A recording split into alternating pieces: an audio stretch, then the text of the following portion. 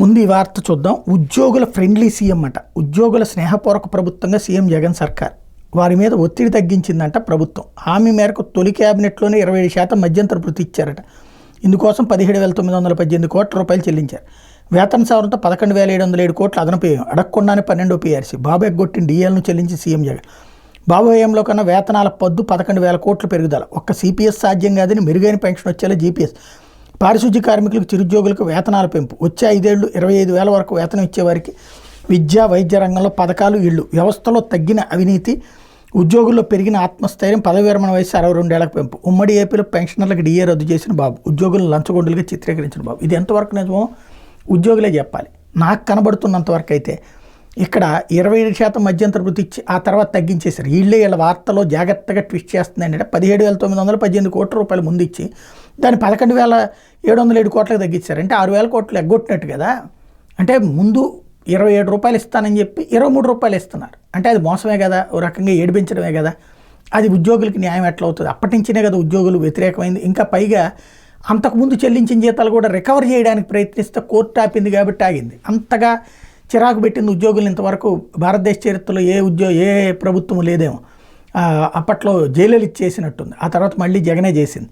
దాన్ని మళ్ళీ కవర్ చేసుకునేటువంటి ప్రయత్నం. ఇంకోటి బాబు హయాంలో కన్నా వేతనాల 11,000 కోట్లు పెరుగుదల. ఆ లెక్కనైతే కిరణ్ కుమార్ రెడ్డి కంటే కూడా చంద్రబాబు నాయుడు 30,000 కోట్లు ఎక్స్ట్రా చేసినట్టున్నారు. 20,000 30,000 కోట్ల రూపాయలు. ఎందుకంటే ఆయన 40% పైన ఫిట్మెంట్ ఇచ్చారు కదా. కాబట్టి అందులో కూడా అబద్ధమే. ఇక్కడ పారిశుద్ధ్య కార్మికులకు, చిరుద్యోగులకు వేతనాలు పెంచిన మాట మాత్రం వాస్తవం.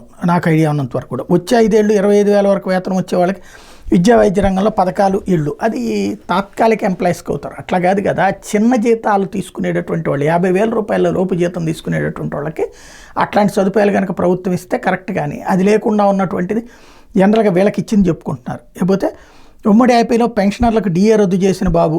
డిఏ రద్దు చేయడం ఏంది? ఎప్పటికప్పుడు అవన్నీ బకాయి ఇవ్వాలి అప్పటికప్పుడు. ఇప్పుడు ఈయన వచ్చిన తర్వాత ఇచ్చారు. ఆయన కూడా కొన్ని ఇచ్చారు.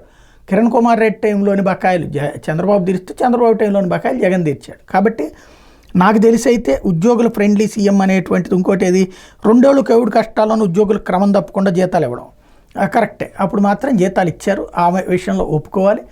అయితే ముందు సగం చేసి ఆ తర్వాత పూర్తిగా చెల్లించిన మాట మాత్రం వాస్తవం.